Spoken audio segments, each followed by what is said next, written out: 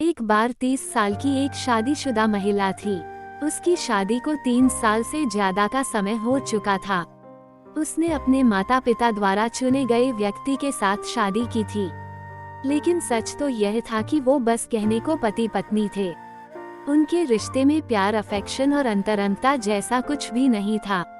भावनात्मक संबंध की कमी की वजह से वो दोनों के बीच रोमांस न के बराबर था।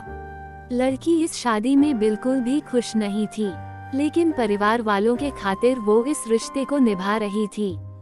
हालांकि इस शादी में बने रहने का एक कारण उसका मुंह बोला देवर भी था, जो कुछ ही महीनों के लिए उसके घर रहने आया था और उस लड़की का सबसे अच्छा दोस्त बन गया था। दरअसल उसके और उसके देवर के बीच बहुत अच्छी बनती थी।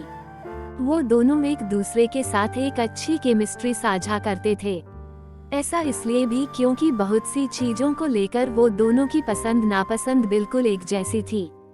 यही एक वजह भी थी कि उसने अपने पति के साथ अपने तनावपूर्ण संबंधों को लेकर उससे बात की। वह न केवल एक श्रोता बल्कि महान सलाहकार भी था, जिसने उसे मेंटल रूप से रिलैक्स्ड महसूस कराया। लेकिन समस्या यह है कि उसे उसके प्रति एक अजीब सा आकर्षण हो गया। साथ में समय बिताते हुए वो दोनों न केवल एक दूसरे के बहुत करीब आ गए, बल्कि उन्होंने एक बार किस भी कर लिया। हालांकि अपने देवर के नजदीक जाने में वो कुछ भी गलत नहीं मानती थी। ऐसा इसलिए क्योंकि जो कुछ भी हुआ उसमें उसके पति की गलती थी। उसे अपने पति के साइड से कभी प्यार नहीं मिला और वो बहुत अकेली पड़ गई थी। पर अब वो अपने देवर के साथ बहुत खुश रहने लगी। वो अपने देवर से प्यार करने लगी थी। अब उसे समझ नहीं आ रहा था कि उसे इस शादी में बने रहना चाहिए या नहीं। ऐसा इसलिए क्योंकि वो अपने देवर से दूरी बर्दाश्त नहीं कर सकती थी, जिसकी वजह से भी वो अपने पति को नहीं छोड़ना चाहती थी।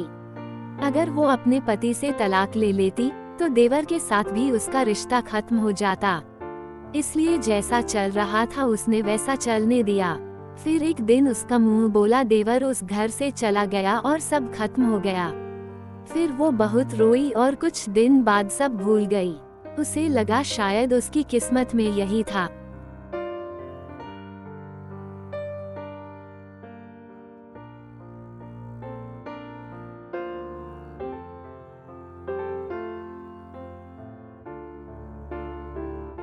कहानी अच्छी लगी हो तो चैनल को सब्सक्राइब करें और दोस्तों के साथ शेयर करें।